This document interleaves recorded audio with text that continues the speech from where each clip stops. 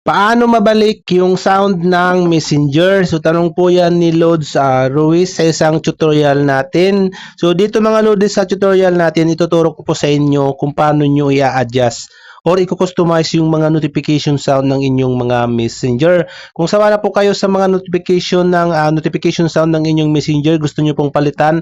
Halimbawa po gusto nyo palitan ng sound na gusto nyo po o gusto nyo pong ibahin yung notification pag may nag-chat po sa inyo, pwede nyo po yung gawin mga Lodes, napakadali lang naman po niyang gawin. So yan po ang ituturo natin sa tutorial na ito. So para po dun sa mga nakakalam na mga Lodes, pwede na po kayong mag next video. Pwede ka pong mag-iwan ng comment yan sa comment section ng video na to at sasagutin po natin yan Lodes sa abot ng ating makakaya.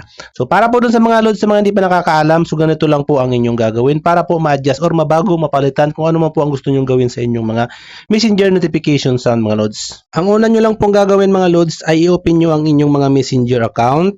And then, pagdating po dito sa Messenger nyo, hanapin nyo po yung tatlong slash na yan. Minsan po makikita nyo po yan sa baba. I-open nyo po yan. And then, pagdating po dito mga Lodis, minsan po setting na dito ang lumalabas sa ating tatlong slash or sa setting natin.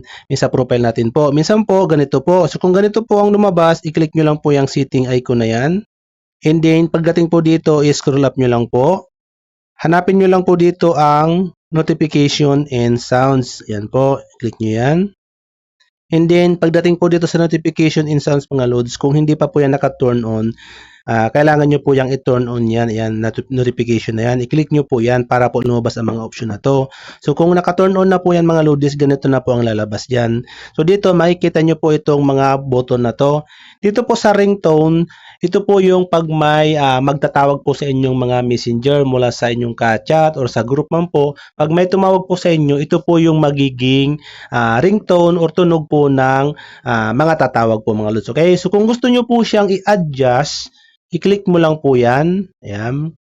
And then dito po, hanapin mo lang po dito Lodis ang gusto mong tunog ng messenger na pwede na lalabas po pag once po may tumatawag po sa inyo.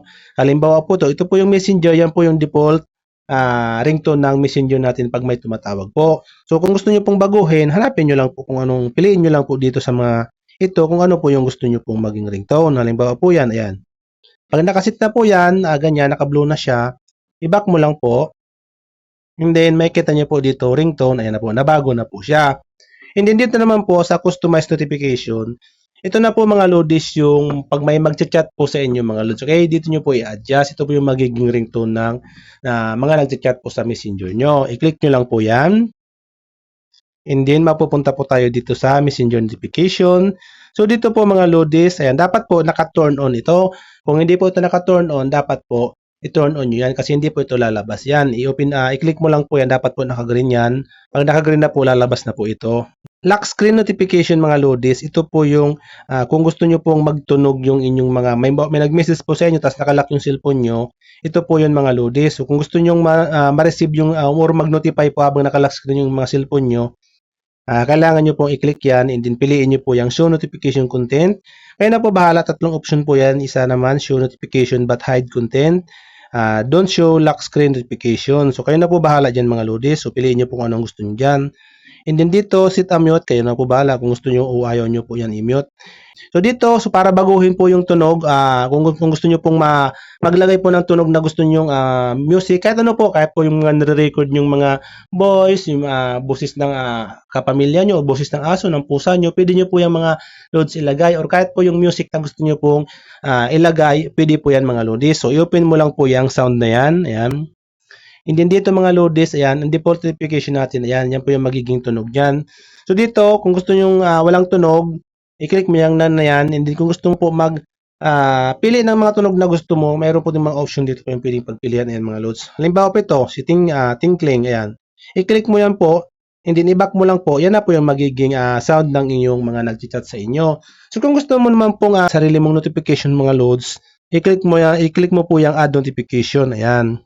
And then, mapupunta ka po dito mga Lodis. So, ang gagawin mo, pag hindi po mga Lodis lumabas dito music agad, i-click mo po yung tatlong slash niyan sa taas. Ayan. And then, lalabas po mga Lodis dito ang open from. So, dito, lahat po yan mga Lodis mula sa drive ng email account mo hanggang sa SD and then sa phone storage mo. So, halimbawa mga Lodis, yung gusto mong gamitin na music ay nasa SD. I-click mo po yung SD na yan. And then, hanapin mo na lang po dito Lods yung music. Ayan, yung music na yan, ayan. So dahil ako mga loaders, wala naman akong music dito sa cellphone ko kasi hindi naman po ako nagagamit yan. So hindi po lalabas yan. So kung may music po kayo, lalabas po yan dyan mga loaders. And then i-click mo na lang po yun. And then mag-back ka po, yun na po yung masisit na notification message sa inyong mga messenger. So kung hindi naman po, kayo na po bahala mga loaders kung basta dapat alam nyo kung saan nakalagay yung inyong mga music or notification na gusto nyo gamitin po mga loads sa inyong mga messenger po. Okay? So ganun lang po loads ang gawin nyo po para po maibalik mo, mapalitan or maano man pong notification ang gusto nyo mong gamitin o gusto mo pong gawin sa inyong mga messenger mga loads. So sana po natulungan kita loads. Kung may katanungan ka po, pwede ka pong mag-comment sa comment section ng video na to at sasagutin po natin yan loads sa abot ng ating makakaya. So hanggang sa muli loads, much love, God bless.